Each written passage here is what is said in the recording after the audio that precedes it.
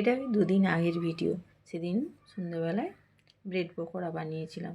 অনেক দিন হয়ে গেল ব্রেড পকোড়াটা বানানোও হয়নি। আর একটু সামান্য সন্ধ্যের সময় ঝিরিঝিরি বৃষ্টিও পড়ছিল, তাই ভাবলাম তাহলে আজকে একটু ব্রেড পকোড়া বানাই।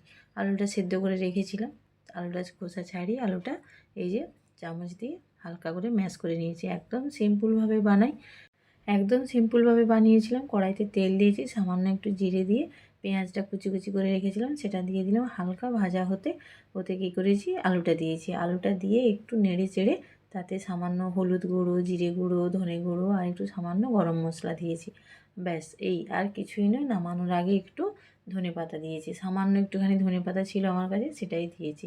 দিয়ে বেশ আলুটা বেশ যখন কড়াই থেকে মানে গা ছাড়া ছাড়া হয়ে যাবে, একটু ভাজা ভাজা হয়ে যাবে, যেরকমভাবে আমরা আলুর চপ মানে চপ বানাই যখন সেরকম যে পুর করি সেরকমভাবেই দিয়ে এই যে করে নামিয়ে নিয়েছি। একদম মানে সিম্পলভাবে, আর খেতে কিন্তু বেশ টেস্টি হয়। আর আমাদের বাড়িতে যেহেতু আমার মেয়ে বলো হাজব্যান্ড বলো কেউ মিষ্টি খেতে পছন্দ করে না কোনো, তাই মিষ্টির কিছু আইটেম বানালে ওরা কেউ খায় না, মানে যা খাওয়ার আমাকেই খেতে হয়। ওই জন্য কোনো কিছু স্ন্যাক্স এরকম চটপটা টাইপের জিনিস বানালে ওরা সবাই খুব এনজয় করে খায়। সবাই যেটা পছন্দ করে সেটাই বানানোই তো ভালো, তাই না? এই যে এবারে বেসনটা রেডি করে নিচ্ছি। বেসন দিয়েছি পরিমাণ মতো, তাতে 2 চামচ চালের গুঁড়ি দিয়েছি, একটু আজওয়াইন দিয়েছি, হলুদ, নুন দিয়ে একটা মানে একদম পাতলাও না একদম খুব মোটাও না, ঘোল বানিয়ে নিয়েছি, কারণ ব্রেডটা ডোবাবো তো।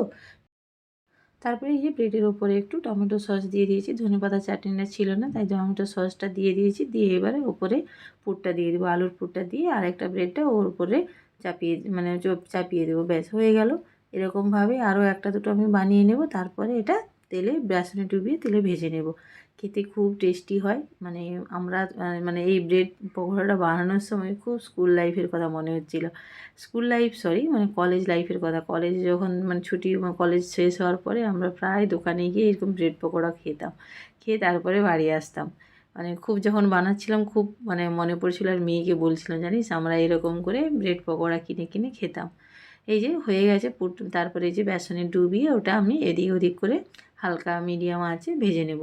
খুব সুন্দর হয়েছিল, খুব ক্রিস্পিও হয়, মানে চালের গুঁড়িটা দিয়েছিলাম ওই জন্য খুব ক্রিস্পিও হয়েছিল, খুব টেস্টি হয়েছিল।